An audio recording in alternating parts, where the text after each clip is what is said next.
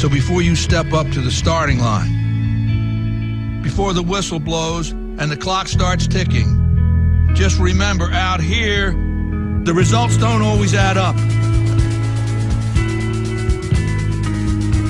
No matter what the stats may say, and the experts may think, and the commentators may have predicted, when the race is on, all bets are off. Don't be surprised if somebody decides to flip the script and take a pass on yelling uncle. And then suddenly, as the old saying goes, we got ourselves a game.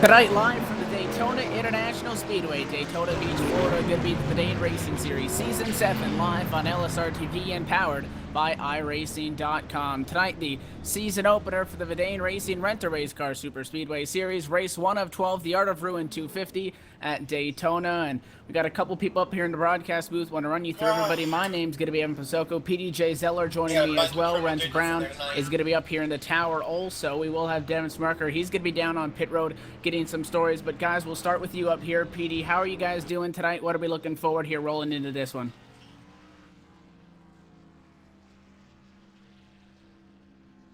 Well, Evan, this is probably one of the best opportunities we're going to get all season to see these drivers at their best. The first ever race of Season 7. I'm just ready to see it go. I was in the dual race coming into this great race. Didn't make the field, but I'm getting ready to see what these drivers will do. The Battle Royal for the win in the first one. PD, how are you feeling today? Struggle at first with the cautions, but whenever these guys were racing, they were racing extremely hard. And tonight, I just expect to see nothing less, just some great racing from these guys. It's been a while since they've been able to run together, and hopefully we should see some just spectacular racing like we've come to know with Vidane tonight. Hey guys, it's time to officially get things kicked off. But again, we had those 2 qualifier races, the heats, 1 week ago. But it's time for the main event as 100 laps on the board, 250 miles. Before we go the distance here, and gonna hesitate just for a moment because the race control still working out the order that the grid's gonna be running here tonight. So want to take a quick moment and talk about track information here on the Daytona International Speedway. This racetrack has a capacity crowd of 147,000 people. Broke ground back in 1957, opened the following year, or 2 years later rather, 1959. Owned and operated by the ISC for a construction cost of approximately $3 million. But the racetrack, guys, that we've come to love is going to be 2.5 miles in length, an asphalt surface, 31 degrees of banking. And Rents, you were out there in those heat races. Tell us what these guys are going to have to think rolling into this race. It's 100 laps, so not only is it Daytona and you have to be aggressive, you also have to pace yourself and survive to the end to have a shot at it. Well, the thing with the Daytona International Speedway that I found is just it's brand new when it comes to the racetrack surface, as it was repaved in the off-season of 2010 going into 2011. Even that, the setup that we had last week gave us a little bit of a headache. The cars still move around a lot on the speedway. I had some handling problems towards the end of the race, but that's just because of the way that we're moving around. We have smaller spoilers, which means you're gonna have a little bit more wiggling going around. So we're gonna be looking for a lot of side-by-side, a lot of side drafting is another part we're gonna have to watch. That's about it. Petey, you were watching the race. What are you expecting tonight? I was expecting a lot of good racing out here tonight, and hopefully we will have a lot of green flag racing as the pace car rolls off and Evan's gonna take us to the grid. Hey guys, we get set in a qualifying session that is based on our qualifying results from the last couple days and have a little bit of shuffling, so it's going to be a little bit different, but it is Adam Gilliland and Seth Marchant. They're going to be the top 2 guys. They're going to be on that front row for winning their heat races. Currently scheduled to start P3, the 113 of Brittany Grimm, Dustin Lee in 4th, Damon Gilbert 5th, 6th is Jack Johnson. Danelius Demetrius, he's going to be 7th, 8th position. Justin Knobloch, Brian Bliss in 9th, and Joe Branch going to be P10, Petey. In 11th, we got the number 25 of Steve Bone Steel. In 12th, we have the number 29 of Brandon E. Williams. In 13th is the 888 of Joshua Gayman. In 14th is David Shutt. In 15th is the 033 of Travis Brown. In 16th, we got the number 05 of Nick Del Campo. In 17th is Cody L. Hartlow. In 18th is Logan Kress. 19th is number 44 of Logan Clampett. And rounding out your top 20 is the number 57 of Derek Colson. Starting 21st on the field, the number 98 of Bobby Cheney, and 22nd will be the number 20 of Aaron Davis. 23rd will be Aaron Bowes in the number 37. 24th starting spot will be the number 09 of Bryce Sesnek. The 25th spot will be the number 2 of Jeff Ramsdale. 26th, number 70 of William Perry. 27th will be the number 40 of Doug Denise. 28th will be the number 36 of Justin Bolton. 29th will be the number 48 of Ryan Hunt. The 30th spot will belong to the number 6 car of Preston Premler, and the 31st spot will be the number 69 of Tyler Descharmes.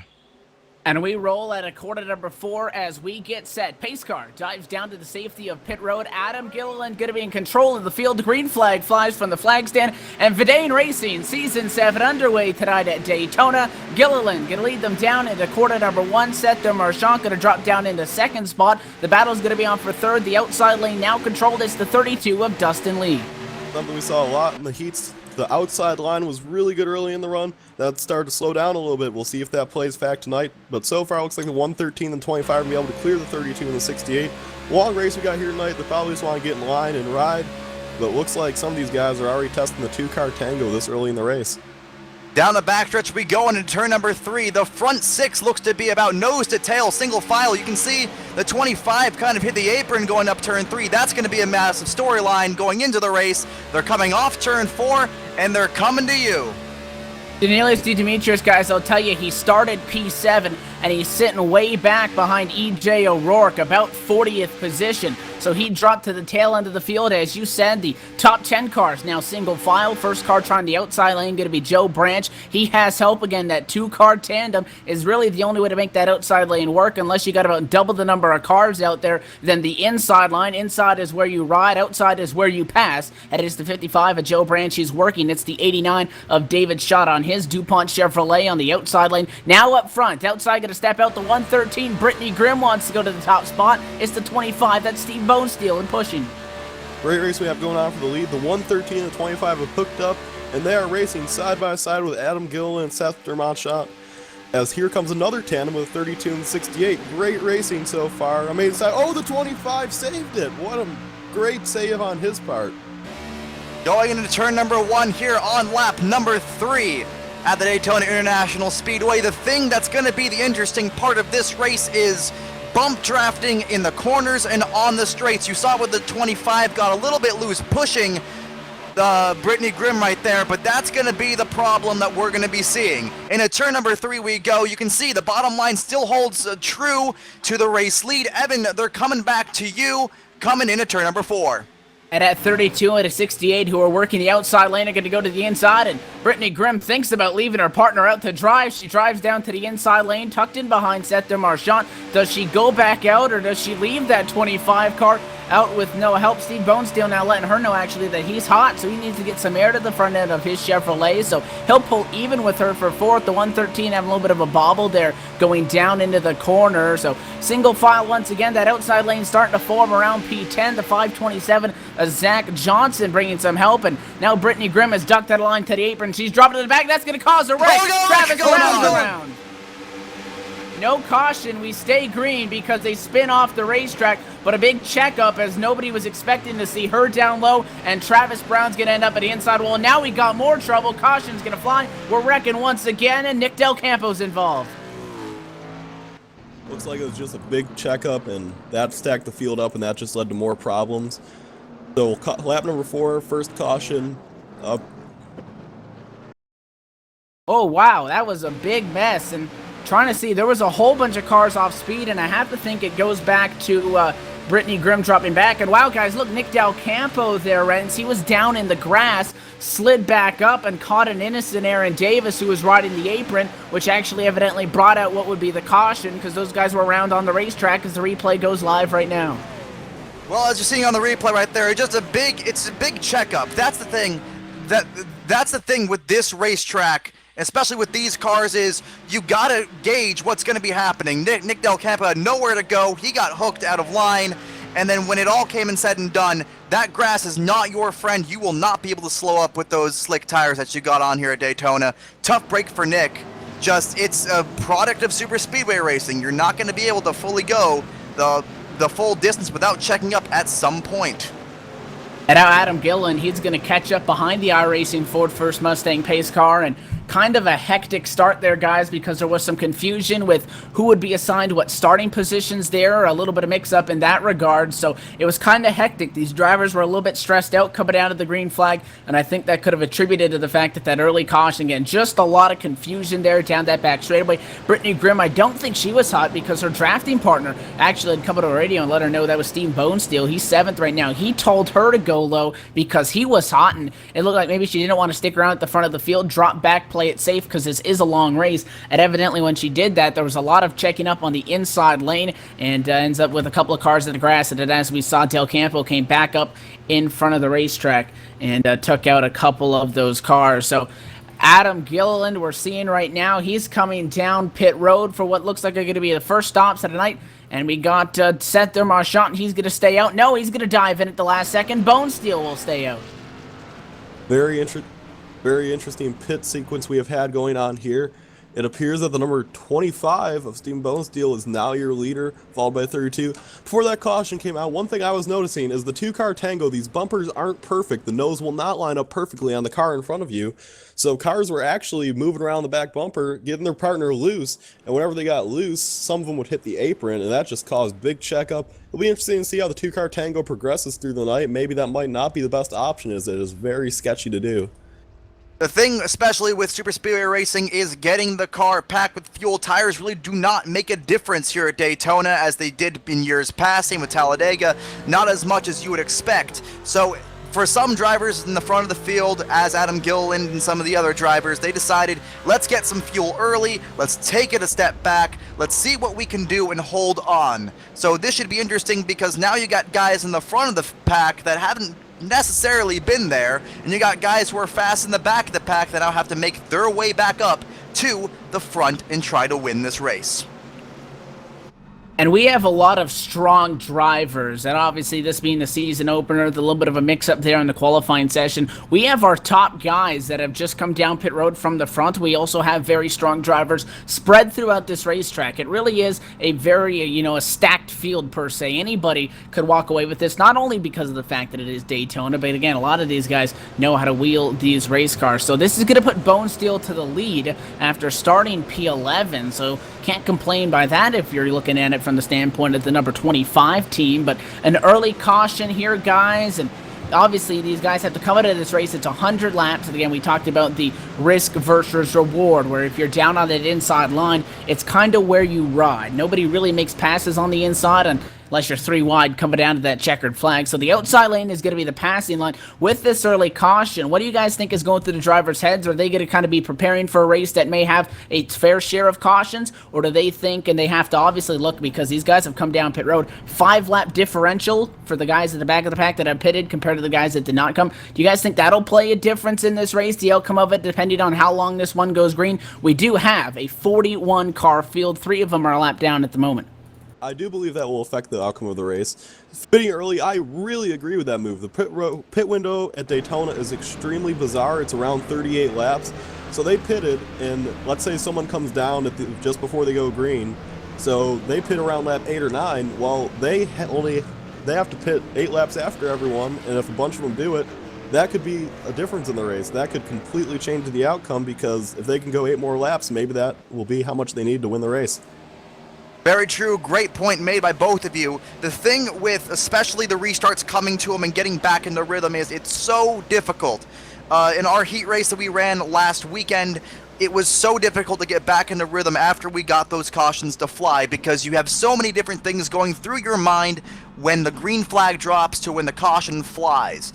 Everything you do is to a calculated move on the racetrack, and now, for some people, they might have lost their drafting partner, so they gotta find a new dancing partner to go with. And for some others, it's trying to make those moves to get to the front. We run hot here, the tape's a little bit different, the physics are a little bit different than what we've raced in years past, so it's gonna be interesting to see, with everything playing out the way it has, what these drivers will do, because for me at least, it's gonna be a little bit interesting and a little bit tricky, especially with the race being so young. People don't want to make moves, but at the same time, you don't want to be stuck in the back, because there's a great chance you might be left out to dry. And almost a food for thought question here, Ren. Tonight we're racing under the lights. The heats were split between the opening heat race number 1 was under the day. Tonight, under the lights, heat race 2 was also under the lights. Does this racetrack change at all when you go from day to night? Yeah, when we did the practice, we practiced all in the daytime, and you can definitely tell when we practiced, the grip was a little bit less than what we had to work with at nighttime, and the speeds were up. So therefore, drivers can be a little bit more daring in the nighttime opposed to the daytime, because you have that grip, you have that extra horsepower, so everything kind of meshes together at nighttime. The nighttime is what really brings racing to its core, I believe, at Daytona and well, not Talladega, but more Daytona, because you can get those moves a little bit better than you could in the daytime. So I say it's got a lot to do with what these drivers will be feeling, both physically and mentally, as this race progresses.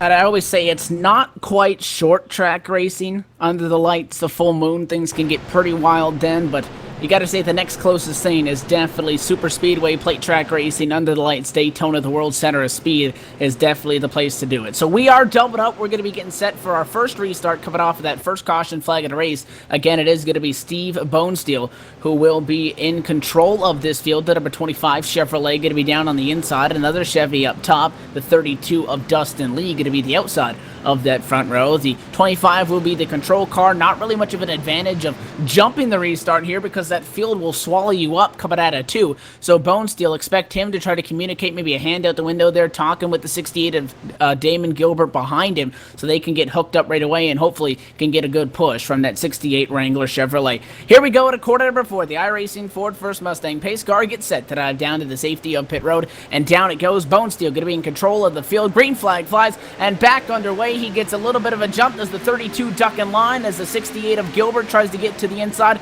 He's not going to get there in time. Dustin Lee to the inside.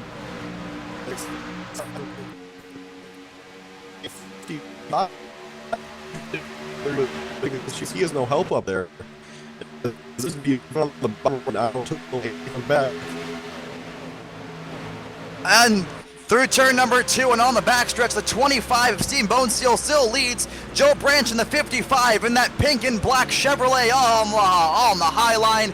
Coming into turn number 3, the 25 still has the lead with the 32 and the 68 following in suit. That high line looks to be gaining some momentum, but I don't think the 29 wants to play nice on the high line right now. Evan, they're coming back to you on the front stretch. In the 29 of Brandon Williams went up to the outside, tried to leave that 55 in the Earnhardt sucker hole and was unable to complete that, and now we got a little bit of crossover per se because the 2-car tandem to the front. Dustin Lee going to lead it that time by the start-finish line. The 68 of Damon Gilbert pushing him through. They now drop down to the inside line and will take up positions 1 and 2. The 25 of Bone Steel, the next car on the inside, P3, but has company, as you said, that pink and black DuPont Chevy on the outside lane. That is the 55 of Joe Branch, qualified in position number 10. He's going to have help the 29 with him. The 25 is going to split the gap. Bone Steel to the outside. Trying to make some magic happen right now as they are closing with number 32 of Dustin Lee. And here comes the outside line. The outside line to right on as he tries to side half there. And the outside line about 5 cars deep. And that should be enough to be able to help them get up still as the leads. Let's put this into perspective for all you race fans at home. The top 15 cars are within 7/10 of each other. That is nothing on a super speedway. These guys up in the front pack, they're within inches of each other. They're on the edge, they're trying to get that race lead, but not wreck at the same time. It is super speedway racing, it is Daytona. These guys are side by side for the race lead. These guys are side by side for 10th place, it doesn't matter. Damian Gilbert is racing his way up into this pack. They're doing everything they can. That 25 and that 32, they're going side by side. That 68's going to be looking for a run sooner or later. That 55 hooking up to the front. They're going to go 1-2. Evan, they're coming to you on the front stretch. 25 going to have it that time by the 55 of Joe Branch working with him up top. The 32 still has a nose. Will the 55 get left up to dry? Yes, he does. Bone Steel drops down to the bottom. Can't say I'm surprised to see that because Bone Steel left his drafting partner when he went to the outside lane. It works for him. He'll drop down to the inside, and while the 32 of Dustin Lee tries to get hooked up with him, the outside lane continues to try to make their charge. 3 cars up by the outside, the 55, the 29, and the 37. 1 car from each manufacturer represented on the outside, inside of these top 10 right now. The 29, though, can't stay hooked up with that 55 in the corner. That will give the advantage to the inside line, but if those guys are hooked up on the top lane, look at a huge run as they come down off that hill on corner exit, and that's really where they can make up their time. They'll try to duck down in line to the inside before they get back into the corner. The 55 got a huge gap. Do they drop down in line? 29's clear as well. I think he's going to try to slot in line as Joe Branch goes to the lead. 29's going to hesitate for too long. Not enough room, I don't think, for Brandon Williams. Him and the 37 of Alan Bowes want to go 1-2. 29 wants it up. He does not want second. He wants the lead. And that's exactly what he's going to get with a great push from Alan Bowes. Some spectacular racing. The 55 car of Joe Branch and the I Don't Know Motorsports car went to the lead entering turn 1. He lost it on the backstretch. Give the point and lead to Brandon E. Williams. Right now is in the 37, and the leader right now is just trying to hold on. He's trying to do everything he can, Evan. This is why it's so exciting. That 55 car of Joe Branch had the lead in 1, lost it on the backstretch. That's all it takes is that little bit of drafting on the backstretch to make it happen. A little bit of damage working the number 44 machine of Logan Clampett, and back end damage as well. Logan was scored 14th the last time by the start-finish line. He got a lot of damage, a huge checkup on lap 13 for him going down into quarter number 1. Big problems because that's going to drop Globe and clamp it well throughout this field unless he can get a quick caution, because he's not going to be as fast in Daytona, one of the racetracks that obviously the most aero-sensitive racetrack if you count Talladega, in that you can't afford that kind of damage if you want to be able to stay hooked up and in these lead packs. So he's going to be going the wrong direction. The 29 is going the right way. Brandon Williams, after starting P12, is now race leader. Alan Bowes assisted him on that. The Miller Lite Ford now in second position. The number 37 rides on the inside lane. No immediate challenge for the outside lane. First car outside is Damon Gilbert, the 68 Wrangler Chevy. He's going the wrong direction now as Dennis Pavel will pass him, so that 68 going all the way outside of the top 10 as they run right now, but single file so far up front, Petey. Great racing here. They are racing very close to 200 miles an hour. It's extremely hard to do, and these drivers have just put on a show so far. Bumper to bumper racing at 200 miles an hour is just insane here, and they're racing very hard. These drivers want to get to the front. 100 laps is not as long as it seems. And as a driver, Rents, can you touch on the Vidane integrated point system, how all that works? Yeah, so now the new point system we're really starting to focus on is more or less the team championship system. Now this season is 2-car teams, and the championship will be decided pretty much with how these teams run. Right now, for instance, Joe Branch in the 55, he is actually my teammate in Vidane. I did not make the first split, so he's alone right now. Hopefully we can get back together and get those points, but as points go on and go forward, that's how it's gonna run. Ian Plash was your champion last year over Wes Hogue by 19 points. So that's gonna be interesting. It's no longer just a man for himself, it's also a team championship. It's gonna be interesting to see how this is gonna turn out for the rest of the season, and it looks like they're starting to go single file a little bit here, Evan. It looks like they're gonna try to take it easy.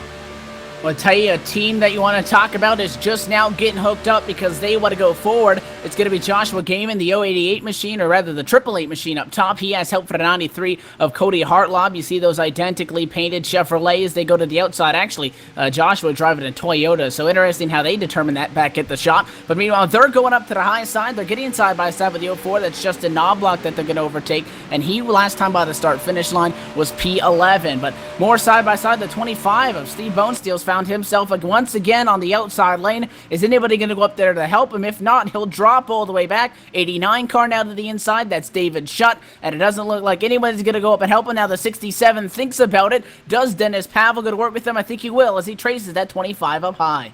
No worse feeling than no date on the outside. You need to have partner up there. You aren't going to go very far, as the number 67 will pull to his bumper along with a 2-car tandem of the 888 and the 93. We should watch them make some noise, try to get back up front. Meanwhile, single file throughout the rest of the field as the 04 hooks up the bumper of the 25, as they will try to push each other to the front with the 888 and the 93. These drivers for the first about 6 or 7 cars are single file, but here comes that 25 car now. He's got a little bit of headway going into turn number 1 and 2. He's starting to make the run. He's up to 5th. He's going to try to get to 4th before it's all said and done. That's how this tandem works, but the problem is you can't do it forever, I'm afraid, because your car will overheat and you will have your engine expire. It's one of the hardest things in racing to really gauge how long you can push the car ahead of you without blowing your motor up, Evan. And I'll tell you that 67 and the 25 up top, they just about got to those top 2 spots, but unfortunately, Dennis Pavel, he was unable to keep it on the outside lane. He was unable to keep it hooked up to the back bumper of the 25 of Steve Bonesteel, and they broke up. So now they're going to get hooked back up once again. 25 has a nose and trying to challenge to the outside of the 29 of Brandon E. Williams. He's led the last few laps, and that outside lane is hooked up. They got to use that big run off that high side to their advantage. They're going to lose connection because the 67 is just gasping for air. Does the 25 of Bonesteel leave him? He's done it twice tonight to his teammates. He ducks down and comes back. He's going to turn the 29. And he saves it. What an incredible save by the number 29 of Brandon E. Williams. I thought that was just going to be the whole field right there. What a save! Man, what a save by that 29 of Brandon E. Williams. He was in the race lead for 1 second, and then back he goes in that pack. That was checkup, that was blocking that is not what you want to do early in this race. And it was the 25 of Steve Bonesteel who cut down on that 29, guys. And I said I wouldn't be surprised because we've seen him do that 3 times now. Go to the outside, get a push, and you see teammates right now side by side for the top spots. I can guarantee you that Joshua Gaiman is not going to leave the 93 of Cody Hartlaw. What they will do is they're not going to drop down unless that 93 gets clear. The 25, kind of a lone wolf right now. Bonesteel, again, drop back to the inside lane, just working by himself, and no loyalty, which could bite him maybe later on in this race if he's looking for somebody to push him up to the win. And we got a huge run. The 55 and the 6 car are flying through this field. They're going to go to the middle, 3 wide down into 1. It's real tight. And they're going. And 67's on the apron. It's not there. They made the number 67. The we got a car on the wall. But no one wrecks, and everyone's still going straight, and no caution. Justin Fuller in the outside wall after the 67 of Dennis Pavel went down to the apron, slid up a little bit, and that forced that 51 of Fuller into the outside wall in 1 and 2. He's able to hang on to it. However, damage obviously on his machine, and it looks like the 25 may get the short end of the straw here. We're going to go 3 wide. The 6 and the 888 machine going to go to the high side. It's a drag race down to the front stretch. 3 wide for the lead as they race side by side at 200 miles per hour in Perlmutter. Oh, he's in the wall. And they're still 3 wide racing for this lead. The only car with help is the number 25 with the 29 pushing them, as they are still 3 wide, and they're going to be 3 wide for a little while. These guys have picked it up, and they are throwing it down on each other. That 25 car has left way too many people out to dry in the draft. That 67 car about a lap and a half ago almost wrecked the whole field because they're getting ready to try to win this race. They're starting to get in their mind. It might be 23 laps coming to be completed here, but drivers start to get a little bit antsier, especially when pit stops start creep up in their minds. They want to get this lead as well. They want to try to get some control of this race, try to get some bonus points for leading a lap. Joe Branch in the 55 has help right now with the number 6 car of Preston Prumletter. They're the only 2 on the high line right now. Everyone else is on the bottom. They gotta go. They gotta make their run for the lead. Can they do it off turn number 2, Evan? Yeah, would you guys believe that it's only going to be the quarter distance mark in 2 laps from now? Because they are going at it. We were 3 wide for about an entire lap, and now down the back straightaway, working lap 24. The 6 needs some air, and again, the reason we see Joe Branch, he's still out there working that outside lane. The 6 trying to push him. Oh, the 93 is going to get turned. Cody Hartlaw, he's in the wall. We stay green once again. It was the 93 of Hartlaw and his partner, the 888 machine, just get turned from some bumper hook, and it looks like Hartlaw's going to be forced down pit road. That not only hurts him, but now his teammate Joshua Gaiman's out by himself. He's slow up high with damage as well. One thing we have seen a lot tonight is that exact incident, and what all these wrecks have done is there are now only 7 or 6 cars in the lead pack. Everyone else is around 5 seconds back. All this carnage has just torn the field apart here. And this has just been insanely good racing, and we've seen about 5 or 6 great saves here so far, and we're only a quarter way through the race. Bump drafting in the corners and on the quarter panels themselves in that corner is not smart. So here we go. We're going to make pit stops on lap 25. Everyone's coming in pit road. The leaders are in, and it looks like the 25 will bring them in. The 3 wide going into pit road is Alan Bose. Split the gap between the 25 and 29. He'll come in and he's going to overshoot his stall. Alan Bose gets in too hot. That's going to cost him as we keep an eye on the rest of these drivers as they enter their stalls. The 55 get overshooted as well. That's going to be an issue we see here tonight. When you're going from racing at 200 miles an hour, trying to go down to 55, then down to 0, it's a very difficult thing to do, and so far it's bit a few drivers here. That's little mess up right there is about 2 seconds on the track, and that will lose you the draft. You just cannot make the mistakes here tonight. Hopefully you have enough of a chance to catch up to the lead pack. In the 55's case, he's got 2 cars ahead of him, and he's got a pack behind him. So either way, I think he'll be fine. But for some other drivers, it's going to be interesting to see how you're going to be able to get in pit road and to be able to hold it. Now, you guys remember how we were talking about Adam Gilliland a little bit earlier? Well, let's just say that gamble's paid off. Adam Gilliland is back to second in that number 81 car. Just in front of him right now, he's actually going to get up to the back bumper of Nick Del Campo, who currently rides in P41, 4 laps down. So those two drivers are going to get hooked up. They're going to ride together. Both of those guys, pro drivers with their pro licenses here at iRacing. Interesting to see that Gilliland, he's going to work with Nick Del Campo. He is his drafting partner. They're probably entering this as teammates, but that 05 machine is not on the lead lap. Doesn't mean the draft works any worse. They're hustling away now from the cars behind them. One thing we're going to see a lot here tonight is whenever the two-car tandem is going here in the Gen 6, you can only go about 2 laps.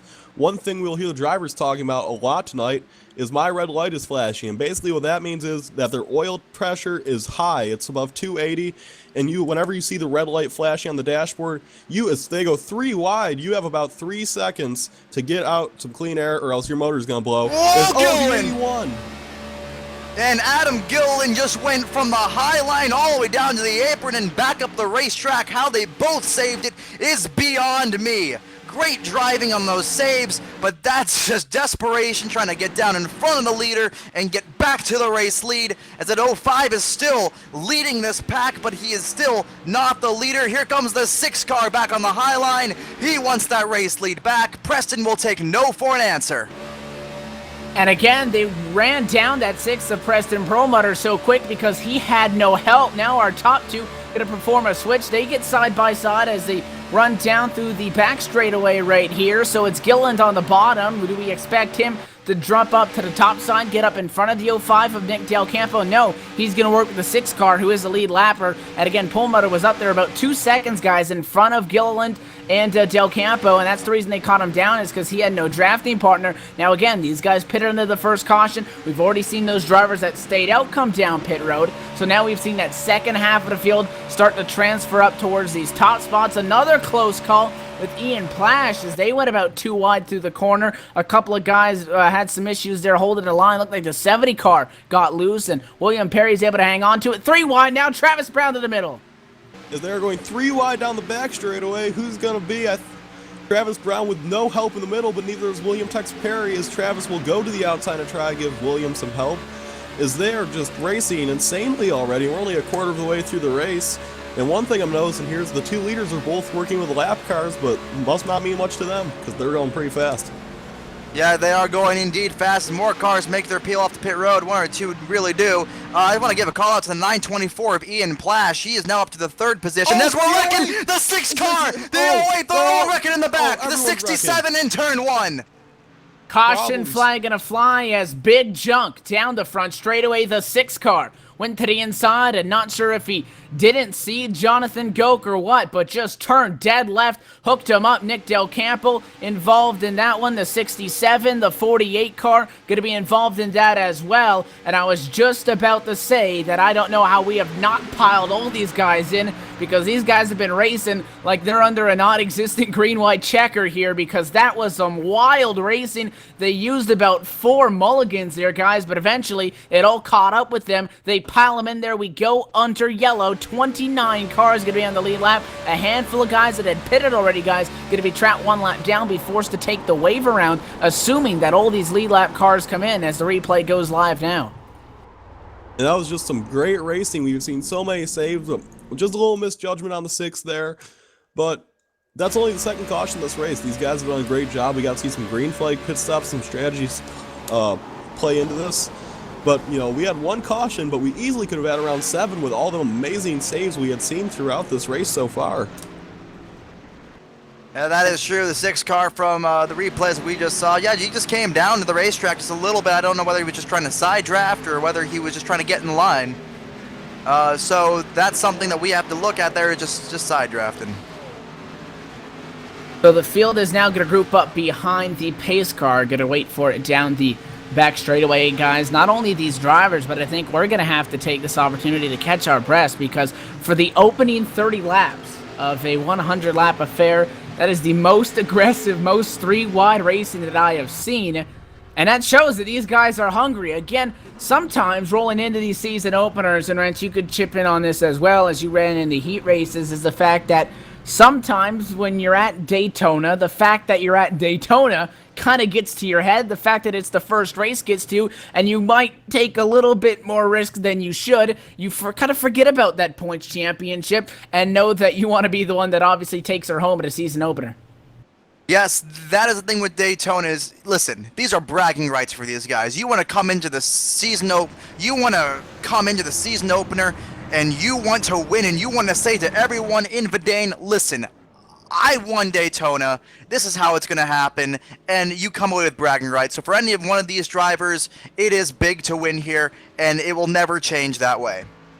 And our leader, Adam Gilliland's going to bring down pit road along with Travis Brown. Everyone seems to have gotten their pit stop pretty smoothly. And as a result of that caution with the 6 just seemed to misjudge things, he has been disqualified for race control. And they have warned him that he needs to clean it up before he can return to another race. So race leaders down pit road and away, a couple of them still cycling through their stalls.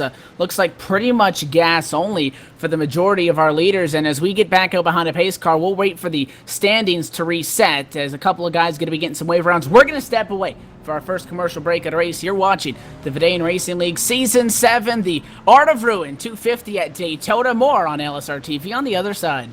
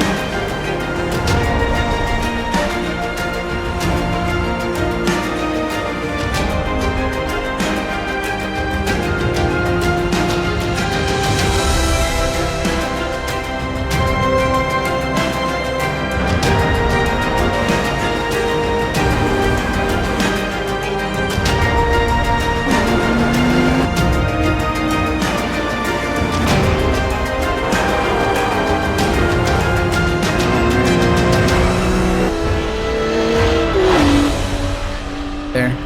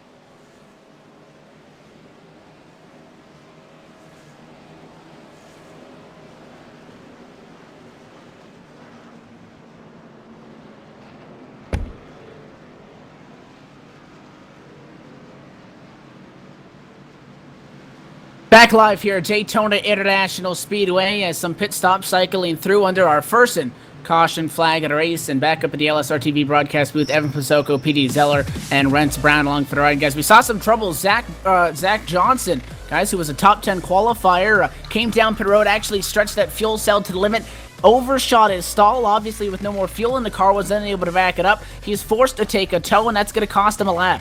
That's actually a maximum tow there because he overshot his pit stall. iRacing registers it as he needs to go the full 2.5 miles around.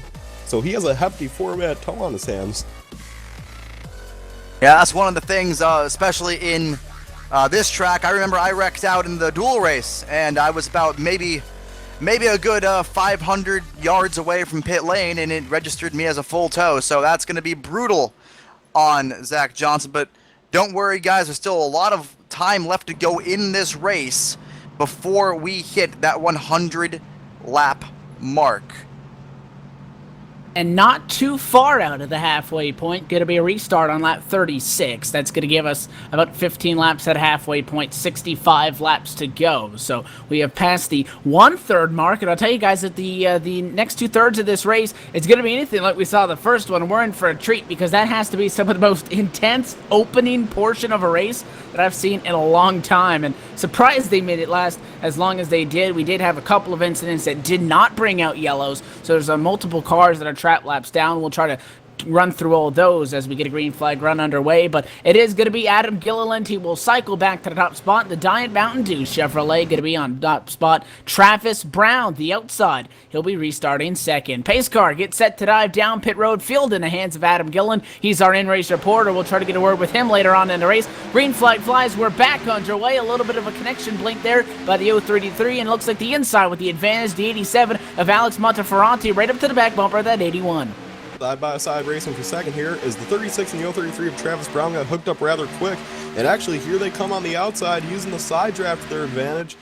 The best thing about the restarts here is your motors stay cooler longer, and you can bump draft for about 3 laps. And we will probably see the 36 and the 033 take advantage of this as they're going to go side by side.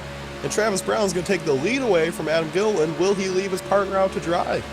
Going into turn number 3 here at the Daytona International Speedway, the 033 of Travis Brown trying to pull that 36 car of Justin Bolton along for the ride, but on the inside off turn number 4, here comes Adam Gilliland in the number 81. He's pulling the number 87 of Alex Monteferranti up to the second point.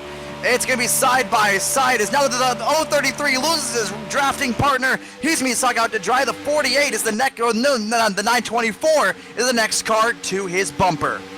And Travis Brown is not going to find any mercy from the next cars that come up behind him, or looks like Ian Plash, the 924, is actually going to get up on the back bumper of Travis Brown. Expected him and his partner, the 933 of Seth Demarchant, to just kind of go up to the outside lane and drive away. Now more movement up top. Adam Gilliland, the 81 machine, to the outside lane. Again, the 36 machine is helping him. The 87 of Alex Monteferranti is holding tough at the bottom. It's going to be nose to nose for the top spot. That run that outside lane gets is going to be the difference. And no one's on the back bumper. Monteferranti's all on his own. The 888 of Joshua Gaiman about a half a car length back. At the 81, the 36 going to drop in line. Is there any room for Travis Brown? No, he'll get stranded again.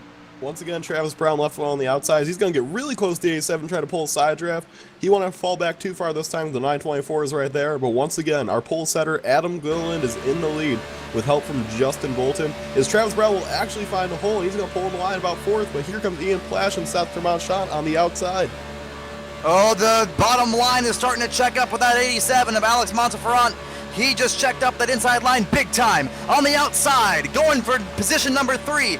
Give it to your defending champion, Ian Plash. He's going to try to make that run to the lead. Going to try to push that number 36 of Justin Bolton to the race lead. They're going to do it going into turn number 1. The 36 leaves the 924 entering 1. Give it to Justin Bolton, your race leader. And Plash obviously trying to get up there with Demarchant, but just keeps getting traffic up in front of him. He gave Justin Bolton that huge shot coming after that start-finish line down into 1, and then Justin left him to get back down with the 81 of Adam Gilliland. So now it's Plash and Demarchant. The lead car's up at the outside lane. The 87 of Alex Monteferranti still on the inside. the 033 of Travis Brown going to be looking to work with him, because neither of those guys have had much help from anybody in these last few laps. But now we see Demarchant and Plash get hooked up. Bolton and Gilliland are not pushing, so that outside lane's going to get a huge run. They'll stall out, though, when they go up into the corner, as the inside lane takes more of a dive on that inside lane. They'll get that speed advantage, but if that 924 to 933, they're going to be looking to get hooked up at a corner number 2, and they'll try to take a shot at it. No, the 933 is going to leave Ian Plash to the inside. What an unexpected move. His teammate let him out to dry, as Ian Plash will also pull in the line, maybe a planned move by them. But now the 87 is going to try and push 933s. Adam Gilliland thinks about going to the outside, but thinks better of it. And here comes the 48 car, who was just involved in the last wreck with the 69, as they pulled to the outside of the leaders, racing Adam Gilliland for second right now. And where did Ryan Hunt come from? Ryan Hunt, the number 48 Lowe's Chevrolet, going to go side by side with the race lead with Justin Bolton on the high line. 48 on the high line, 36 on the bottom, 81 pushing the 36 into 1. Give it to Justin Bolton still, and Adam Gilliland following suit. 924 of Ian Plash is going to be in the 3rd position. I do believe if that high line starts to fall apart the way it is, but anything is possible at Daytona as Gilliland drops beneath the yellow line.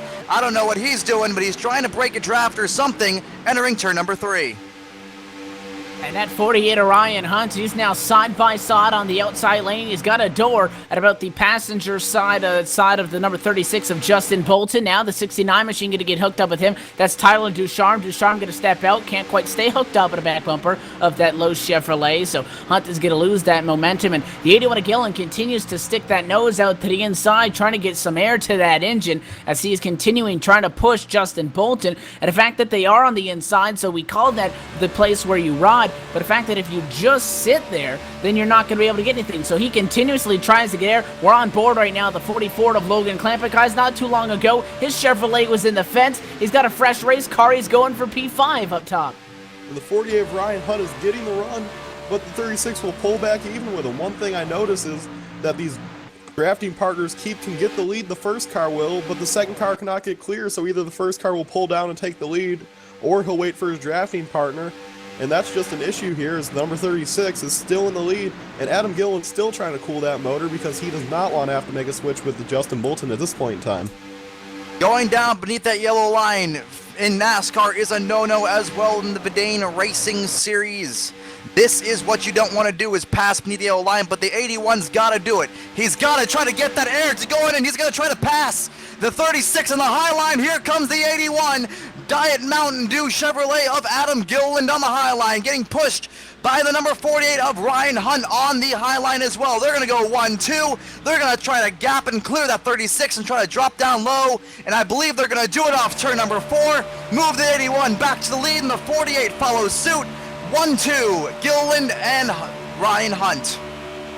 Yeah, that's Lowe's Chevrolet going to drop down to the inside. A couple of drivers queuing up on the radio. A little bit of trouble back around P29. All of that has been sorted out and no trouble there. The 36 of Bolton wants to take a shot at it now. He jumps out to the outside. The 69 machine of Tyler Ducharme going to be working with him, and you see, because that inside lane's not hooked up, just a wicked run that those guys up top getting. Now we're hearing that Justin Fuller is going to have to be coming down pit road. The number 51 machine currently rides right now P12, and he's coming over the radio. We'll have to see if his Monster Energy Toyota actually does come down. He is forced to come down pit road, guys. Nobody else coming with him. And they're still side by side, closing on the halfway point, and they are Oh, about 51, side by side. trouble. He's in the wall.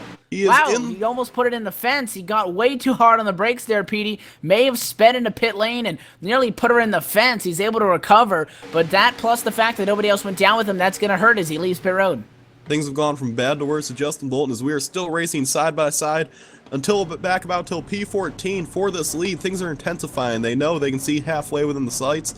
As Justin Bolton is starting to pull on the 81, can he clear him? He has no help right now, and that will not get him clear, as the 81 of Adam Gilliland will pull back up again with the help from the number 48 of Ryan Hunt. Everyone's starting to use that high line, I think, as more drivers are hitting the pit road. They're flying through pit road. And we got trouble, caution flag, and whoa, the 37 of Alan Bowes comes back up on track, but contact through 3 and 4 is what's going to cause that. And it looks like somebody just came down the 888 machine, much like we saw the last time, guys, we had an incident. I don't think he knew the 37 was making it 3 wide. That's Alan Bowes. The 888 clearly came down, not expecting that Miller Lite Ford to be there, and ended up bouncing off a couple of guys. That's why we saw a couple of guys come down pit road. The 37, the 04 had to dive down pit road as that replay goes up live. And what happens from that is the 888 of Joshua Gaiman, he goes out to the outside. He nails the 88 Pepsi Chevrolet, the 29, the 68, the 55 going to be in it, the 70 car, the 13, the 40, the 32. Multiple cars involved in this one, guys, and once again, going to slow them down for a pretty sizable wreck down that front straightaway. Just massive problems out there, and we'll see that sometimes. Getting on pit road Daytona, you're trying to get from 200 miles an hour to 55 miles per hour in about a 3-second span. That's not the easiest thing in the world to do, and sometimes these cars will get loose on braking and just go up the track into someone, and that's not the first time we've seen it, and probably the last time we see it. That is true, and the other thing too is hooking drivers into the corners. It is something that I've been preaching and the drivers have been preaching of don't bump draft in our quarter panels. We do not want to have an issue. One driver, though, that did benefit from this caution is the number 51 Monster Energy Toyota Camry of Justin Fuller. Remember, he made a pit stop a lap before the caution. He remains on the lead lap. He might pick up a little bit more than just a few spots. Now that we group back up behind the pace car, going to try to get a word with our in-race reporter. We'll try to work on queuing Adam Gilliland up over the radio. An update on our lead lap cars right now. We have 30 of them scored on the lead lap, actually 32, but Jonathan Dickert, his machine is behind the wall. The number 92 machine was heavily involved in that last incident, and he is currently taking it behind the wall. He escaped out there down in 1 and 2. Not sure if we will see him back on track. That could be the end of his night. I do believe the lucky dog would go to Paul Strickland Jr. as he has been given a wave around at the moment. So Aaron Davis would be the next car 1 lap down. Daniel Demetrius also lap down. EJ O'Rourke, Zach Johnson, Alec Karen. Cars that are included in that 1 lap down situation right there. Preston Perlmutter, guys, Dennis Pavel, Nick Del Campo, and Rents Brown are the 4 cars that have gone behind the wall.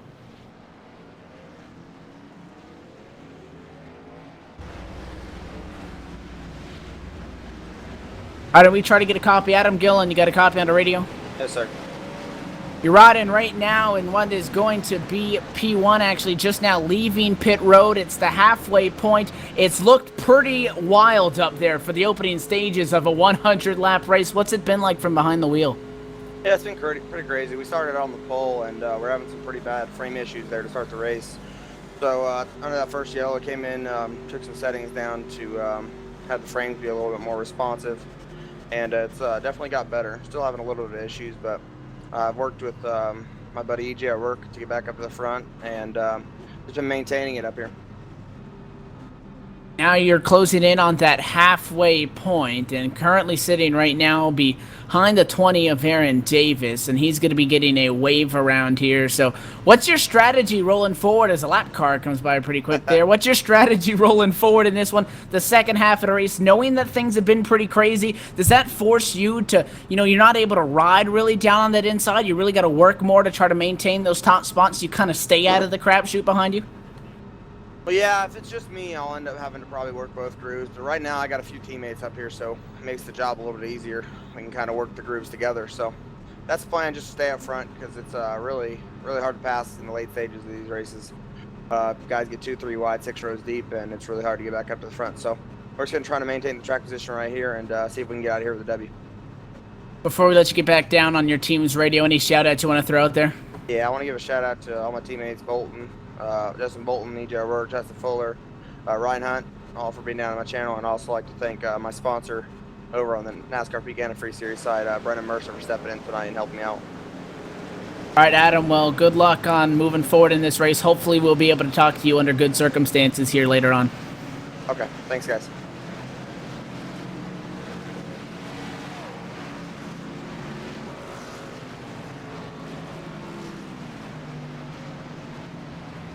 Well, here we are,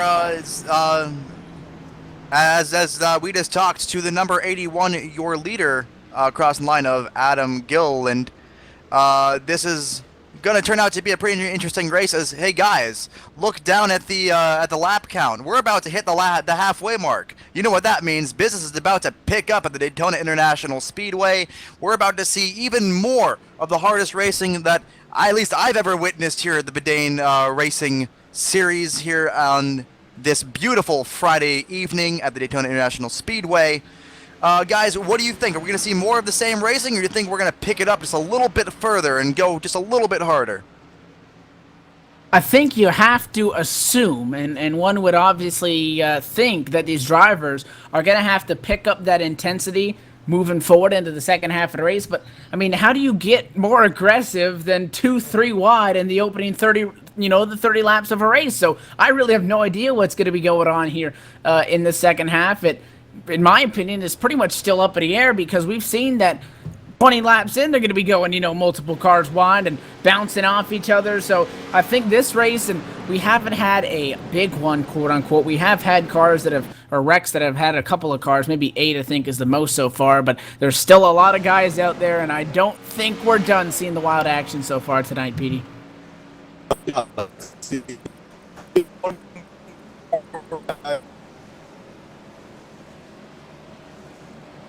Let's run down the top 10, though, so therefore you guys know what's happening when we get back to the green flag. Your leader right now is Adam Gillen, the number 81. In second will be the 933 of Seth DiMarchant. In the third spot is the number 36 of Justin Bolton. The fourth spot will be the 38 of Logan Kress. The fifth will be the number 69 of Tyler Descharme. Sixth will be, as it keeps updating for us, sixth will actually be Logan Clampett. Seventh will be the number 48 of Ryan Hunt.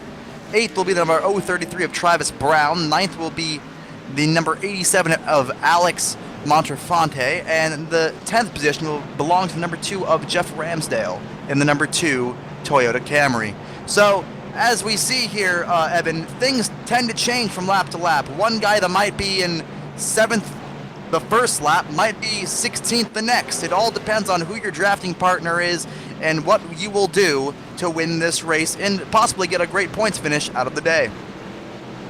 Yeah, and with this series being the Vidane Racing Rent-A-Racecar Superspeedway series, the fact that if you look at races and you go to those 1.5 miles, you're going to say 8 lead changes? That's pretty solid. You have maybe 8 lead changes every 2 laps here with all the way the shuffling goes. And maybe not at the start-finish line, but when we're side by side, that outside lane, they'll pull it down the back. Inside, we'll get it, and officially 15. But again, that's at the start-finish line. These guys are pulling noses over each other all race long. Interesting to note, how about Seth DiMarchant? He's able to be back up in P2 again. He won his heat race to earn himself the outside of the front row qualifying position, so he'll be second. But again, going to be Adam Gillen. We just talked to him. He'll be on the top spot, and this restart is actually going to mark perfectly the halfway point, and it's going to be lap 51, going to be underway 50 in the books this time by. Again, want to thank the title sponsor for the series, the Rent-A-Racecar. You can race with Stafford Speedway's Dare Stock division. That'll be rentaracecarne.com. That's the prize that these 2 car teams are going to be shooting for at the end of 12 races. Pace car gets set to dive down once again. Adam Gillen going to be in control. That fueled by Diet Deuce Chevrolet. Green flag flies once again. Bolton already to his back bumper, but it's DiMarchant going to have the advantage at the stripe. The 38 of Logan Kress trying to work with him. Yep, we are side by side, 2 by 2 by 2, 10 rows deep. Entering turn number 1, the 81, the Diet Mountain Dew Chevrolet of Adam Gillen leads that Rockstar number 933 Ford Fusion up on the bottom of the track. Everyone's starting to go back down to the low line. About the front 6 are on the bottom, and I think we're about to go 3 wide down the backstretch, entering turn number 3. They think better of it, but we still will be going 3 wide. Entering 3, we're going to wash up the track a little bit, but I think no harm, no foul.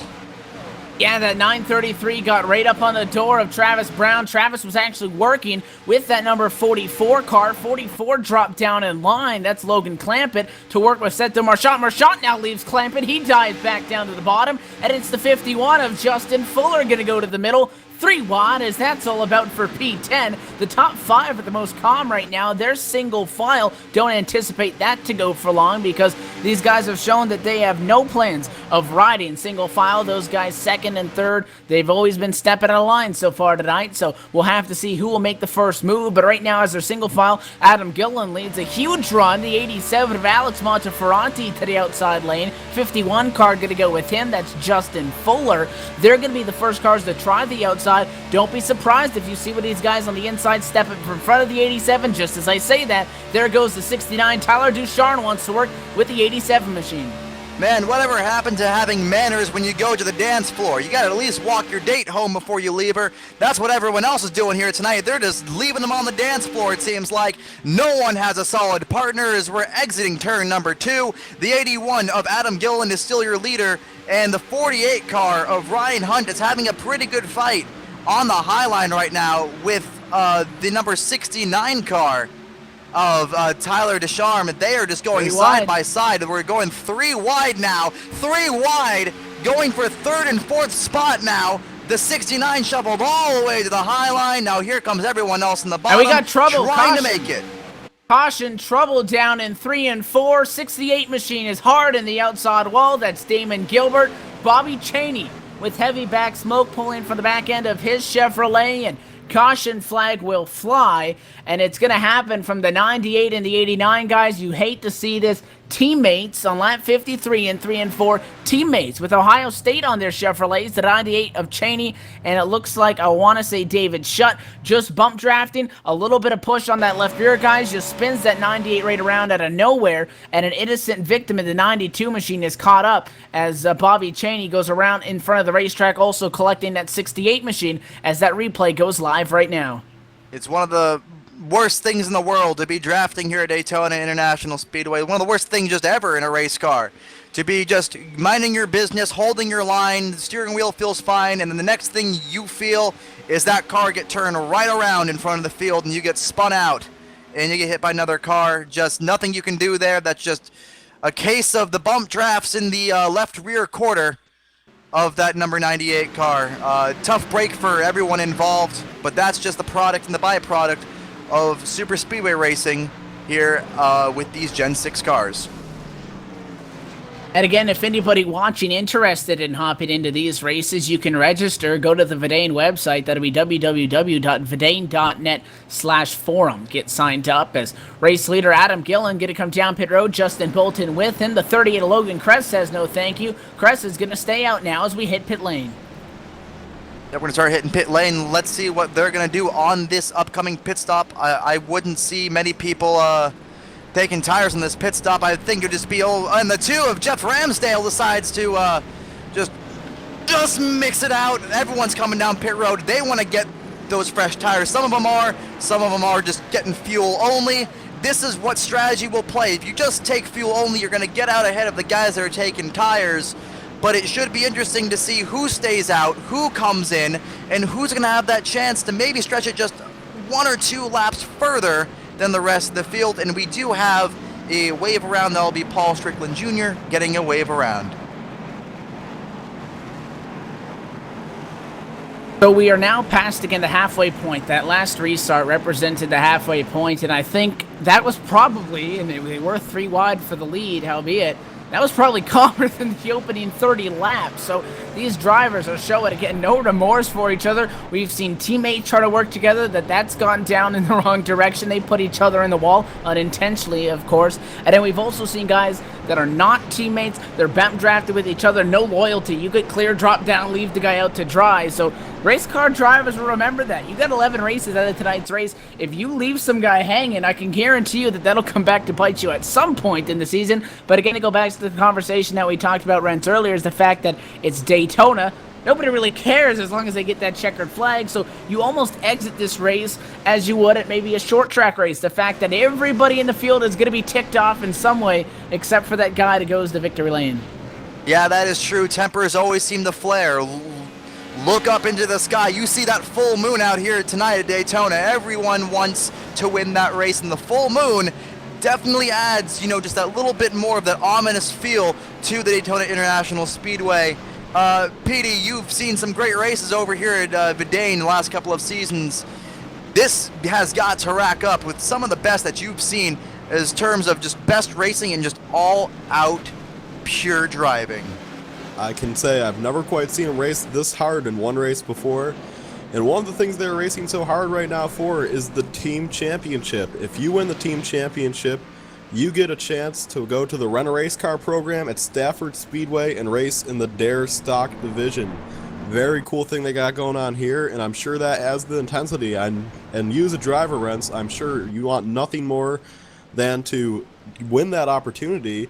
But one thing it probably adds to the driver is you don't have to just worry about yourself. You have to worry about your teammate finishing well also, or else you might not have the chance to win that great opportunity. That is a good point. You know, many people say, oh, racing is just a single-person sport. You know, there's not many other people that are involved. But in this form of it, and in many forms of motorsport, yes, this is a team sport. You got to get your teammate in order to be in it yourself for the Rent a Race Car opportunity. So it's a lot of musical chairs, if you will, of how to get your teammate up there, and it's all guessing game of how you can get your guy up there while maintaining yourself. And guys, you have to remember, we're on super speedways. The unexpected is always expected at these racetracks. And the reason that a lot of drivers, and maybe not applying to this series, because if you're willing to sign up for a super speedway series, you have to be really, you have to be ready for whatever comes your way.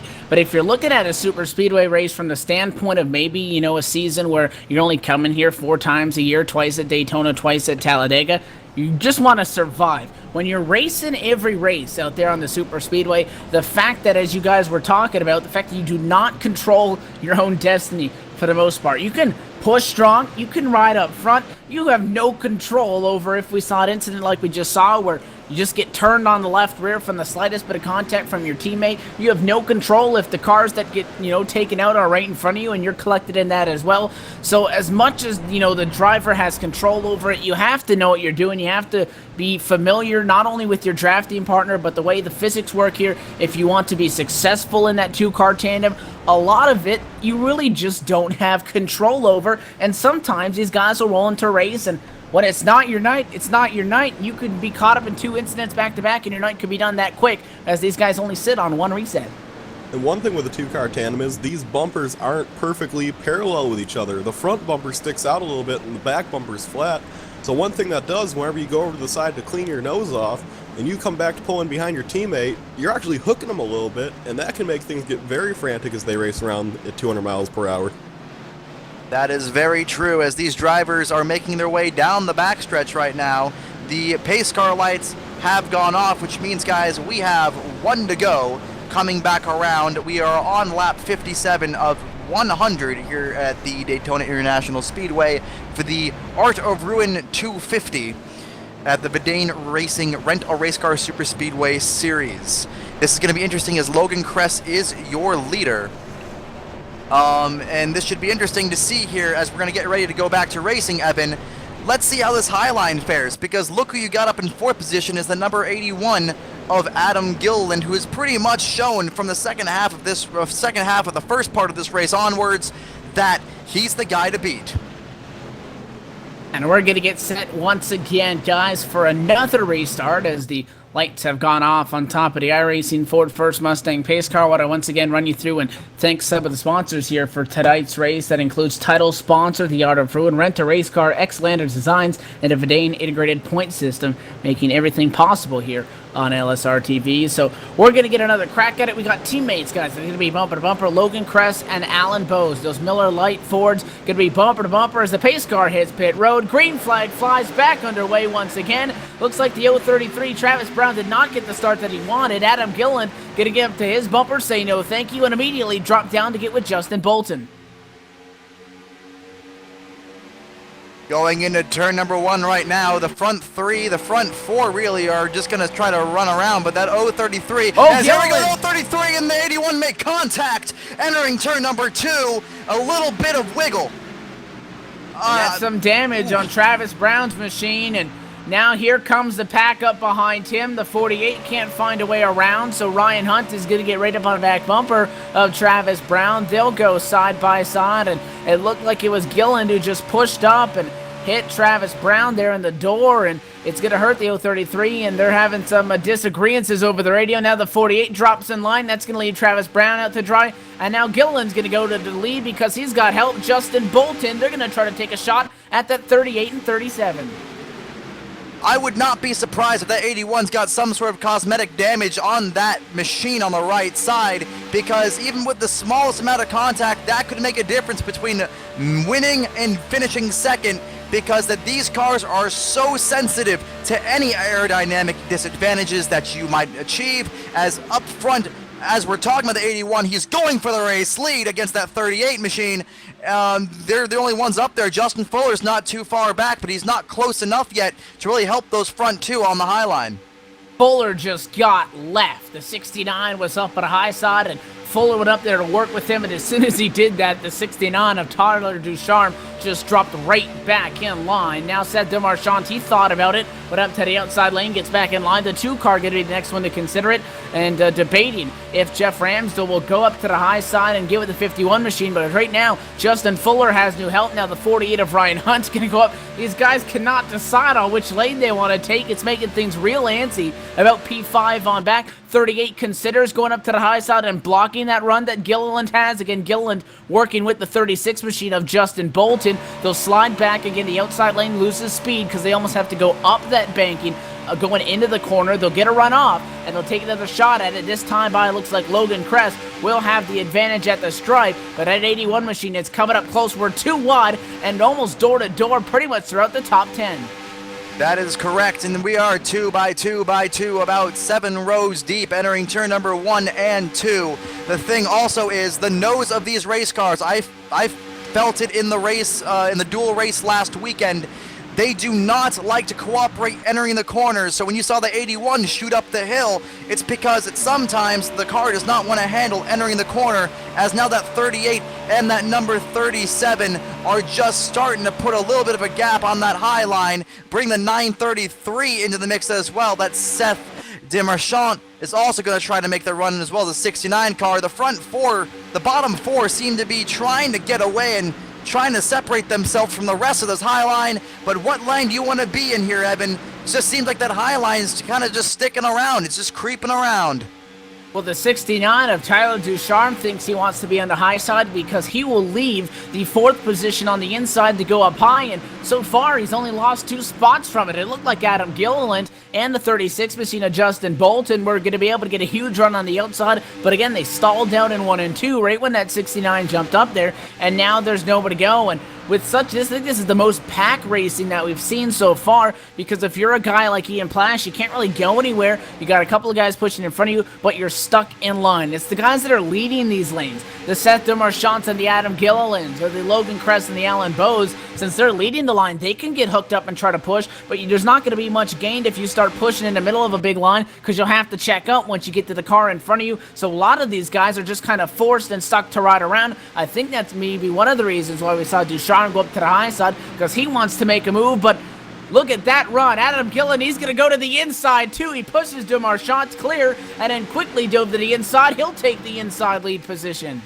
The number 81 Diet Mountain Dew Chevrolet just went rocketing back to the front, pushing DeMarchand all the way up to the lead, then deciding in the last minute, you know what? I'm tired of being behind you. Let me go take the lead myself, as Adam Gilliland is no stranger to the race lead, but that 933 getting that shove from that 36. He wants that race lead back. He says, hey, wait a minute, guy. I want this race lead just as bad as you. I'm going to do everything I can, and he jumps right down in front of the 81 machine. He's got the front lead. Put Seth DeMarchand to the point here at Daytona in front of Adam Gilliland.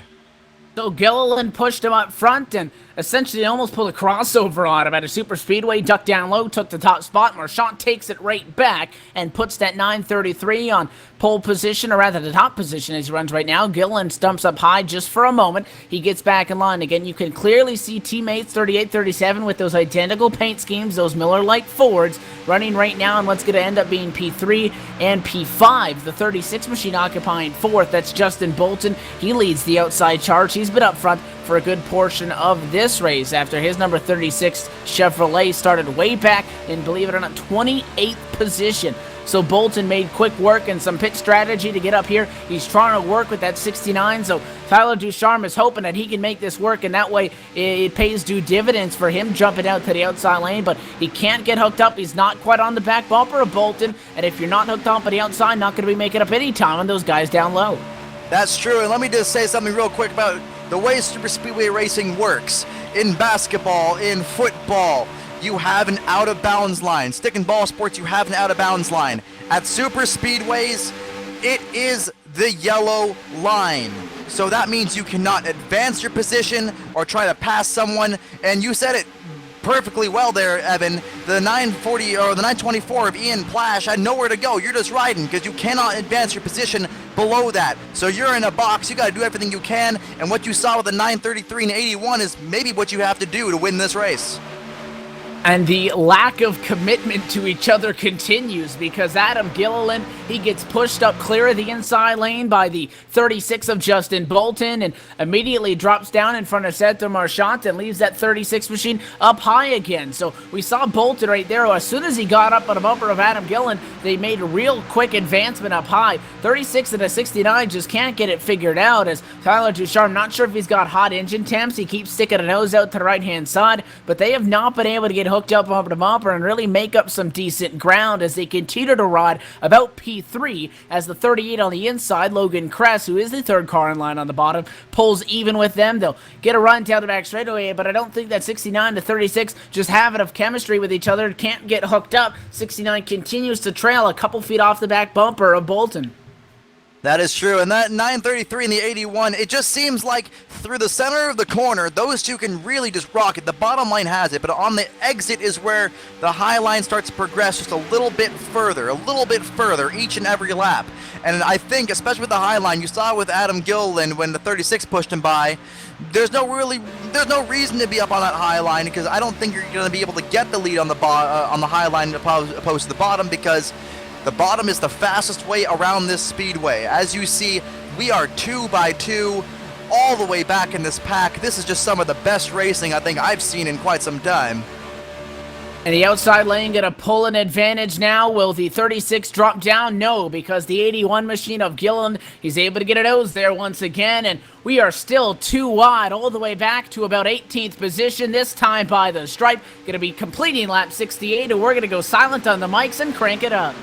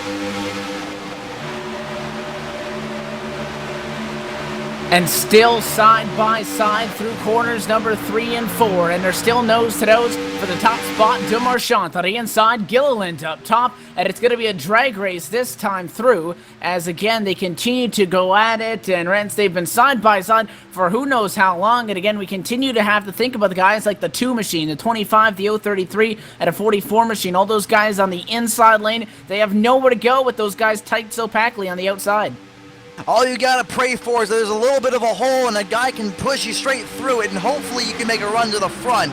But it's just so tightly packed. I mean, you just have no room for error. You're side by side all the way back in this pack. Everyone's trying everything they can, trying to get as much time as they can on the other guy.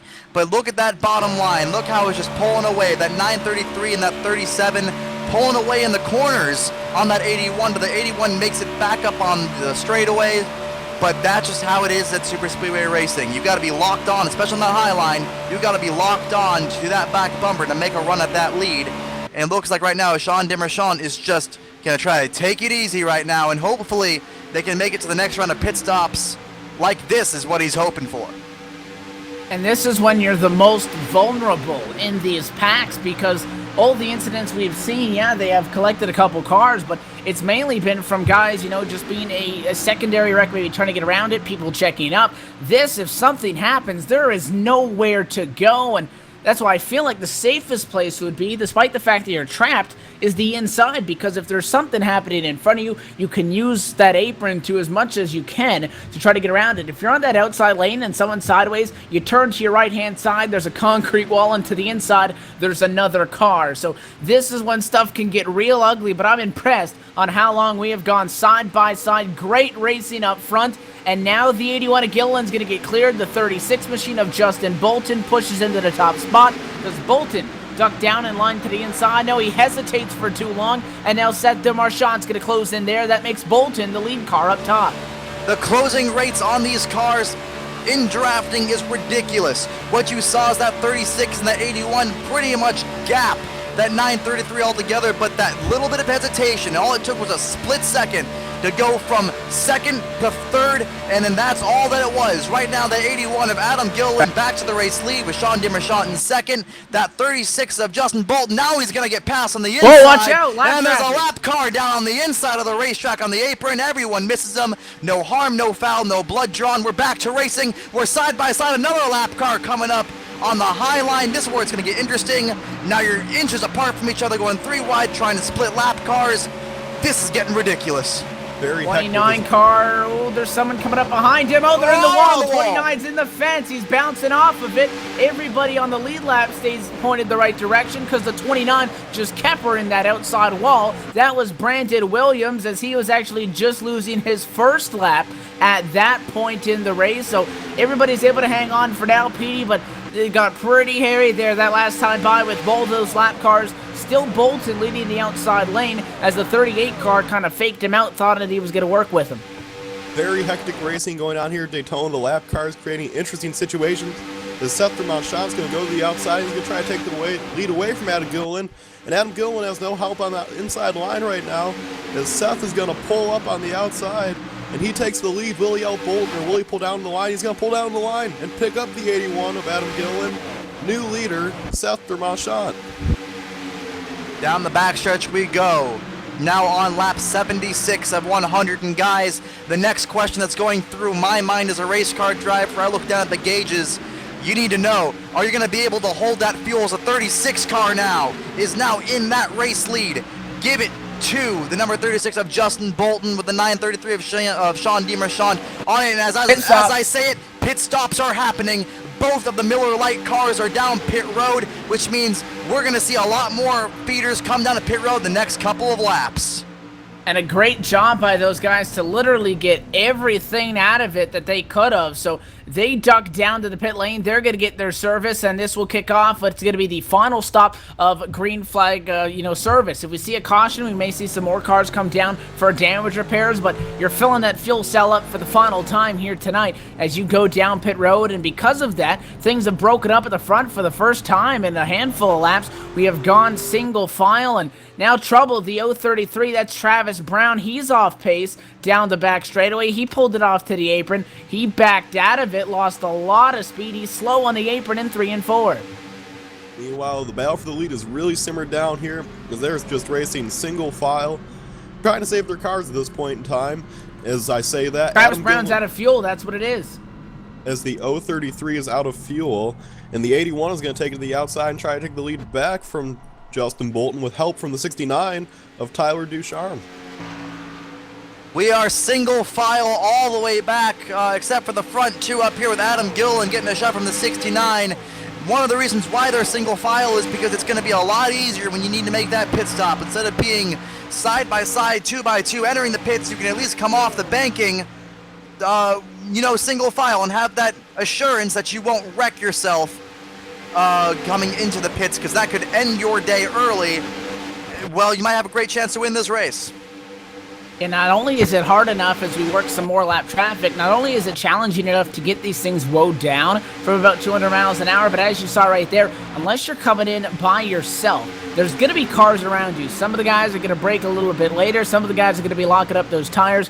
It is a very hazardous part of this race. 69 comes down in line. He was not clear at all, and Seth Merchant just gave him a huge break because he could have easily put that 69 car in the inside wall. And meanwhile, that was really split things up as front as the 69 and the 933 are going to come down pit road and take their final pit stop. That will leave just about 5 cars left on the track, as a bunch of cars going to bring them down to pit road. Very tight racing as they go on to pit road, and that could have got ugly quick if everyone wasn't on their A game. The 933, the 25, the 924, the 2, the 89, the 32, they're all making their final pit stops of the race. The 89 overshoots his pit box. It's pretty much a gas and go from here, everyone, because this is what's going to make or break it.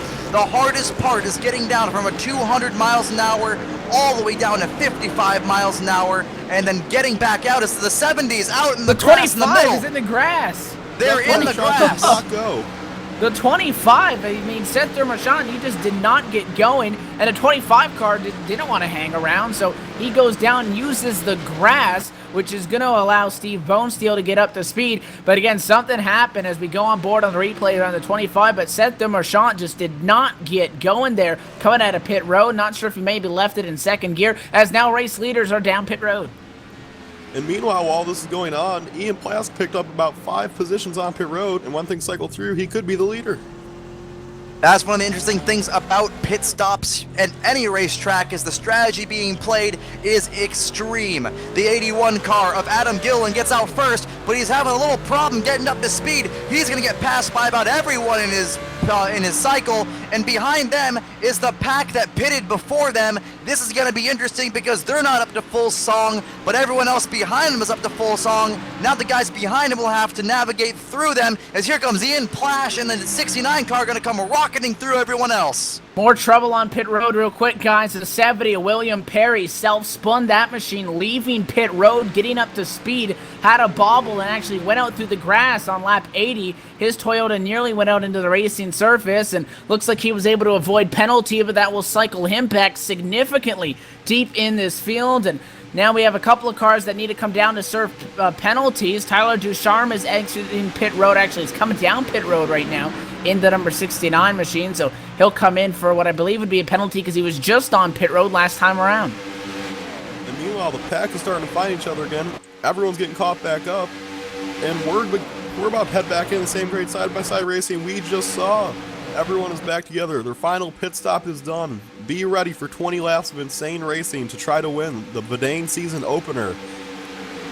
That is true, and now the front 3 has actually changed from where we made our pit stops. Put Justin Bolton at the point in the 36, the 51 of Justin Fuller in second, and your series champion Ian Plash is in third. He's going to go to the high line. He's going to get help from the 41 of EJ Arouk. They're going to try to get going. Now the 41 leaves the 924 out to dry. Plash is all by himself on the high line. Now what's going to happen here is everyone's going to try to get what they can. We're in the last 20 laps to go, boys. That means one thing: every man for himself.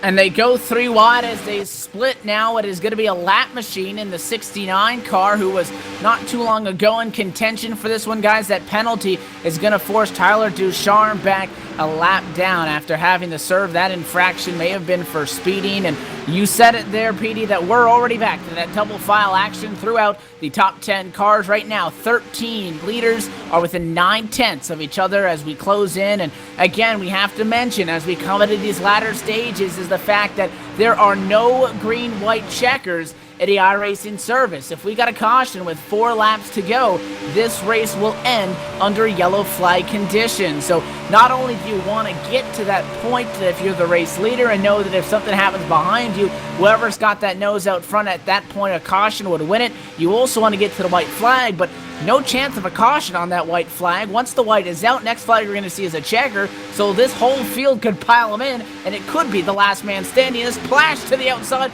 first time he's trying to get up to the top. 25 is going to make it 3 wide. And that will not work out well for the 25 as he has no help up there, and he cannot get back in the line. And they will be 3 wide, but the 25 has no partners as Ian Platt's going to try to make his way back up front. 13 cars under a blanket, 13 cars can see the win, and this race seems getting very exciting in the closing laps. That is true, and that 36 of Justin Bolton, let me just tell you this much. He is not going to let these guys just go right around him like you're on the freeway. No, he's going to do everything in his power to keep him behind him. Justin Fuller now to the outside in that Toyota Camry. They're going to try to take this away from the 36, put the 51 on point. Fuller to the race lead. He'll drop down in front of that number 36 machine, so Justin Bolton, more lap traffic, gonna make it 3 wide as the 29's going backwards, and I'm afraid to think what it might happen here, guys, if we catch some lap traffic while our leaders are 3 wide, because this thing is really coming down to it. 15 laps to go in the Vidane Art of Ruin 250, that last time by, and it is Justin Fuller, the Monster Energy Toyota, to the top spot. Bolton still second. Ian Plash, defending series champion, continues to lead what is going to be the outside charge. He wants help. The 2 machine of Jeff Ramsdell going to be the first person right up on his back bumper now down the back. You know when you're the season champion because everyone's going to the outside line trying to follow Ian Plash because they know he can get it done. But right now, Justin Fuller is in control of this race.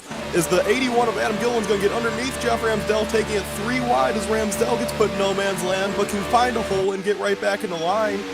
And that will shake things up a little bit here at Daytona as Platt's going to fall back further from the leaders.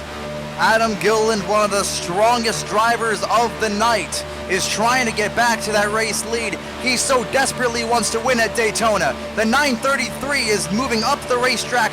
He wants to try to move to the high line, thinks better of it. There's only 2 guys on the high line. Your series defending champion Plash and Adam Gilliland, who now gets separated from his drafting partner. Plash goes down to the bottom, move Plash to the front, and it looks like now they're going to have some help. The 87 pushing the 81. The 933 behind him. It's now a 3-car train on that high line trying to get back to the race point and trying to spoil the party for Ian Plash. At the start-finish line, advantage to Adam Gilliland by 4 1/1000ths of a second, and I think that 81 might have got some red lights on his dash as he drops down in line because he made a very abrupt maneuver to the right to get out of the back of Ian Plash in 3. Plash dropped down to the bottom, and then the 87 of Alex Monteferranti pushed him back up and out the crossover as Ian Plash wants the top spot back to the outside lane. However, no help for about 2 car lengths. I think Gilliland's going to have the best shot at it here. The 51 of Fuller to his back bumper. These drivers are straight up going for it, racing side by side, and Platt's going to get help from the 87 of Alex Monteferrari as they are just racing intensely. The 81 of Adam Gilliland is your leader, being pushed by Justin Fuller. 2 lines right now. It's just Plash, Alex, and Seth on the outside. It's going to be hard for them 3 to come to the front, but they are making it work as Ian Plash going to pull side by side with Adam Gilliland, and they're still racing for the lead. One thing I noticed in that last lap is Justin Fuller now has some right front damage to that number 51 Toyota Camry as he got into it with the 924 of Ian Plash on the high line, pushed up the racetrack. Now Plash is trying to get down in front of the 81, can't do it. He was trying to pull the 87 with him. It's going to be the 924 and the 81 going side by side off turn number 4. We're about to complete lap 89. Guys, we're coming down into that last little 10-lap window, which means Everything's about to break loose. 11 to go, that time by as Plash lost some ground on the outside lane. The 87 of Alex Monteferranti got real close with the right-hand side door. The 51 of Justin Fuller that checked up that outside lane a little bit and evidently is going to separate Plash from Monteferranti by about a car length. Inside lane, however, not pushing. The 51 of Justin Fuller, one of those cars that we talked about throughout this race, really has nowhere to go. The 81 thinks about going high to block. He'll stay low. We're door-to-door for P2, and this time through 3 and 4 and across the start-finish line. Only 10 circuits remain here at Daytona. This one coming down to the wire and give and take here. All these taken at 10 to go. Lines. That's the way to do it. Both lines have an equal number of cars right now, and they are both moving forward. This is great racing. Ian Plash is side drafting off the 51, and as lap traffic approaches, we're to the point in the race where if you see a hole, I don't think that's a good idea. I'm going to take that hole because I can see the checkered flag within sight as Adam Gilliland pulls to the outside to block the run of Ian Plash. Adam Gilliland, the number 81, blocks the outside of Ian Plash. The 51 clips the apron. 51 moves up the hill, moves Plash up the hill as well. The 51 having a little bit of connection issue off turn number 4. It's the 81, the 51, the 924, the 36, all jockeying for position, trying to get up there. Everyone else has a chance to win it. That 81 car is trying so desperately, trying to block both lanes. They both have position and momentum. Which one do you block and how late do you make your block? He comes up the hill. Adam Gilliland almost wrecks the whole field. We're coming off turn 2. Evan, they're coming to you.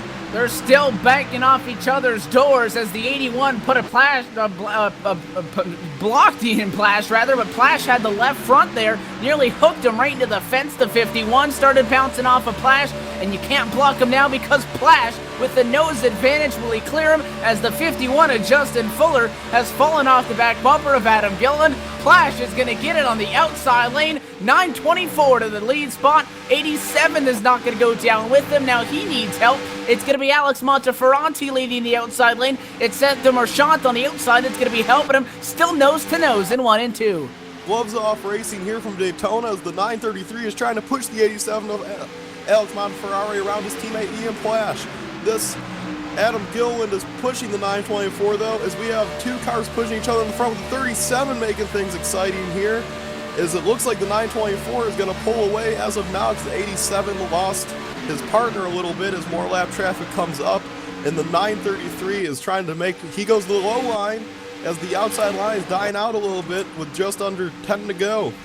We are coming now, 7 to go this time by at the Daytona International Speedway.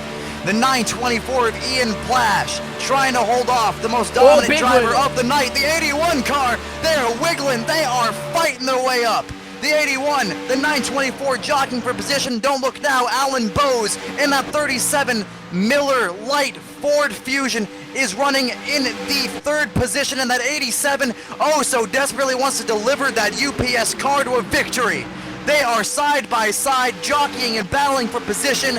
No one's holding a line anymore. They're wiggling. Everything is just gone away on these cars. It is just pure driving talent. Coming to 6 to go. Evan, let's bring them home.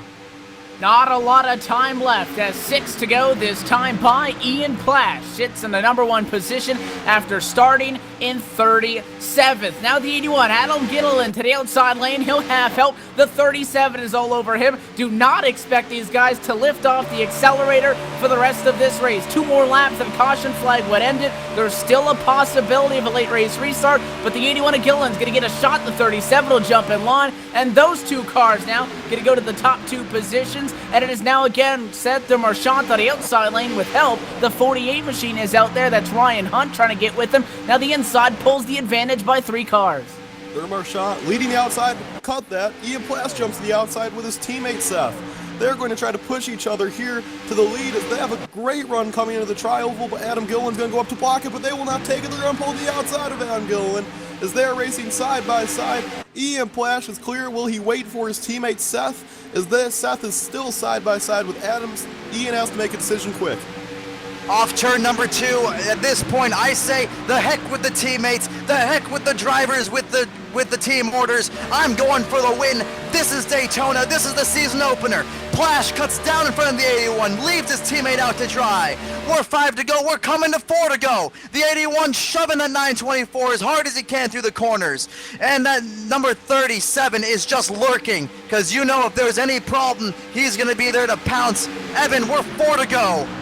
More lap traffic gonna be rolling up in front of our leaders. Travis Brown, Brittany Grimm, last 2 cars on the lead lap, are gonna lose their lap time very soon here because the leaders are flying up on them. How do they play into this picture? Will they cause a shuffle of spots, as now the inside lane has the advantage by 4 cars? The 48 machine trying to go to the high side. It's Ryan Hunt who's the first guy up there, but he's got no help. The 36 of Bolton has been shuffled back behind him. Now Demarchant's going to jump back up to the outside lane, but for the moment, it is Ian Plash and Alex Monteferranti with the advantage as everybody starts to kind of spread themselves out temporarily. Lap traffic at a yield high will be 3 wide as we go around them, and it's going to be 3 laps to go.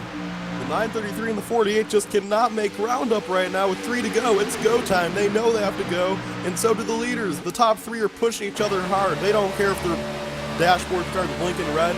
It's go time, and everyone's going at 100%, and Adam Gillen gets already at the 924. Ian Plash is on the outside with help from the 37. Who will it be? They are side by side. Oh man, I'm sorry to cut you off, but this is getting exciting. Adam Gillen with the crossover, 3 who wide almost now. made it work. Through 3 and 4, they are bunching each other up. The bottom line is checking up all together. It's only the 81 and the 924 with help behind him. That 87 completely fell off. That 37 now. The 37 now is in that driver's spot. Alan Bowes with help from the 933 of Seth Demarchant. They got the point. Now the 933 drops low. Evan, this is absolutely going insane into turn number 2. Less than 2 laps to go now, and we were just 3 wide for the top spot. Still Plash on the bottom. The 81 of Alan Gilliland up top helped the 37 of Alan Bowes. 3 wide now, the 2 and the 25 trying to make that 3rd lane work. That's led by Jeff Ramsdell. He's got help, the 25 of Steve Bonesteel. 3 wide in turns 3 and 4. The 48 up through the middle. Where did Jeff Ramsdell come from? There are 3 lanes going 3 wide, coming to the white flag. Ian Plash being pushed by his teammate. Seth Demarchant is leading, but Adam Gillen being pushed by Alan Bowes as they are racing. Everyone going 100%, racing for the win. As Adam Gillen pulls the advantage, he's going to come down in front of Ian Plash. Adam Gillen pulls down in front of Ian Plash. They're 3 wide in the back. They're just nose to tail door checking each other. The 81 and 924, they're wrecking behind.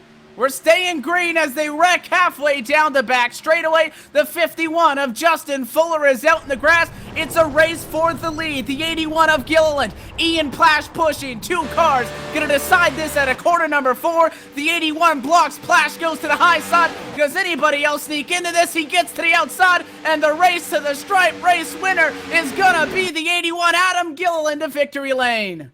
Oh my, what an incredible battle for that win. Adam Gilliland, the most dominant driver of the night, completely spanks the field throughout the duration of the race, wins the pole, by the way, keep in mind, and he beats the defending series champion, Ian Plash, by .032 of a second. And Plash did everything he could, but it was Gilliland who went to the high side and blocked multiple times. Plash got his nose out to the outside lane, just not enough time, and those guys had just enough of a gap to be able to hold their advantage over Seth Demarchant, who gets 3rd, and company, the 87 to 37 to 36. I mean, Justin Bolton finished that race on the apron as they tried to get everything they could out of it, and a spectacular race. From the drop of the green flag to checkers, some of the best racing we've ever seen on a super speedway. And it is no surprise that Adam Gilliland and Ian Plash were the 2 to decide it all. The 81 Mountain Dew Machine guys going to be going to victory lane. What a spectacular event here. Never have I seen a super speedway race with this much sheer excitement. And Adam Gilliland just drove. What a race today. And he's very deserving of this victory as he does donuts on the front stretch. He fought for that one. Indeed he did, and that is what Super Speedway racing is all about here at the World Center of Speed, the Daytona International Speedway. Evan, I kind of want to strap in right now. I want to go do Talladega right now. Let's go. I'll tell you, if it's going to be anything like that, and oh, by the way, Talladega has about a complete extra lane than what these guys had to work with here tonight. So this is shaping out to what's going to be a spectacular season, and kicking it off in star style is a great photo finish. Going to be 3/100ths of a second between the top two, and we're going to actually step away now. Got a replay coming up, and then we will step away from the microphones and kind of catch our breaths as well as we get set for the post-race show. We will talk to some of our top finishers, and as you said, Rents, we'll get you set for the race. In 1 week's time, it's Adam Gilliland in Victory Lane post-race show coming up next on LSR TV.